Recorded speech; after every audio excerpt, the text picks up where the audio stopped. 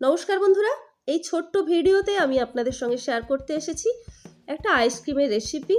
খুবই সহজ বানানো, মাত্র কয়েকটা উপকরণ দিলেই কিন্তু আইসক্রিমটা তৈরি করে নেওয়া যায়। দেখতেই পাচ্ছেন আইসক্রিমটা কতটা লোভনীয় হয়েছে। আর বন্ধুরা, এই আইসক্রিম বানাতে মাত্র 3টে উপকরণ ব্যবহার করেছি।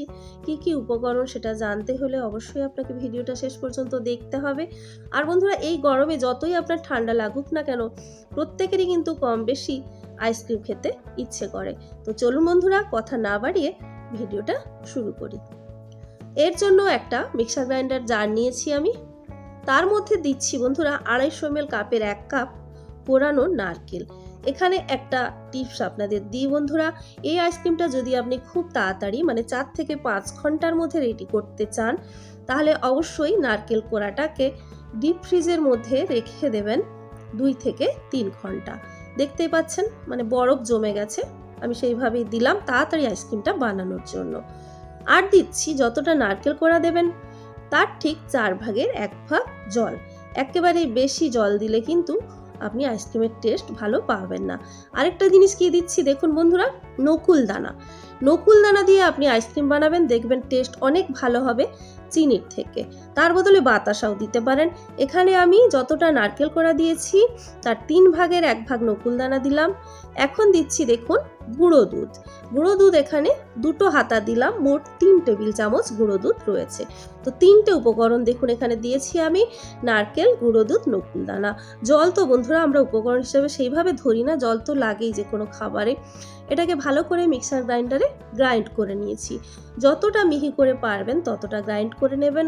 আরেকটা জিনিস, জল অবশ্যই যতটা বলেছি ততটাই দেবেন, বেশি জল কিন্তু অ্যাড করবেন না। তাহলে বন্ধুরা আইসক্রিমটা খেতে একটু জল জলে লাগবে। আর এই যে আইসক্রিমের যে পরিমাণগুলো বললাম, এরকম দিলে কিন্তু একেবারে ক্রিমি লাগবে আইসক্রিমটা। তো বন্ধুরা, এবার দেখুন যে মোল্ড নিয়েছি, আপনি মোল্ড ছাড়াও অন্য যে কোনো গ্লাস, বাটি, কাপ বসাতে পারেন আইসক্রিমটা। সেটাকেও আপনাকে যদি তাড়াতাড়ি আপনি আইসক্রিম খেতে চান, অবশ্যই ডিপ ফ্রিজে 2-3 ঘন্টা রেখে দিতে হবে। আমি মোল্ডটা ঘন্টা 3 রেখে দিয়েছিলাম বন্ধুরা। এবার এই মোল্ডের মধ্যে আমি আইসক্রিম ব্যাটারটা দিয়ে দিলাম।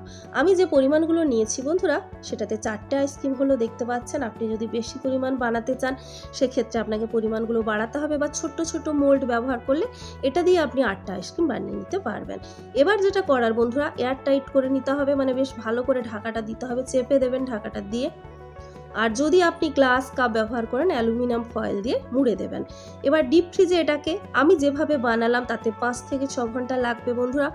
যদি আপনি ফ্রোজেন মানে নারকেল ব্যবহার করেন, বা এই যে পাত্রটা, মোলটা, এটাকে আপনি আগের থেকে ডিপ ফ্রিজে রাখেন, তাহলে 4 থেকে 5 ঘন্টা মধ্যে হয়ে যাবে। নাহলে আপনাকে 10 থেকে 12 ঘন্টা রেখে দিতে হবে।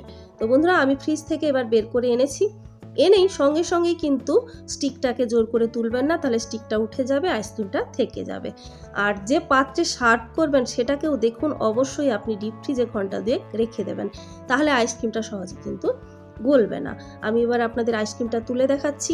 2 মিনিট মতো একটু বাইরে বের করে রাখবেন, তারপরেই দেখবেন আইসক্রিম খুব সুন্দর কিন্তু মোল্ড থেকে উঠে আসছে। দেখুন কত ইজিলি কিন্তু আইসক্রিমটা উঠে এলো, সঙ্গে সঙ্গে টানাটানি করতে যাওয়ার দরকার নেই।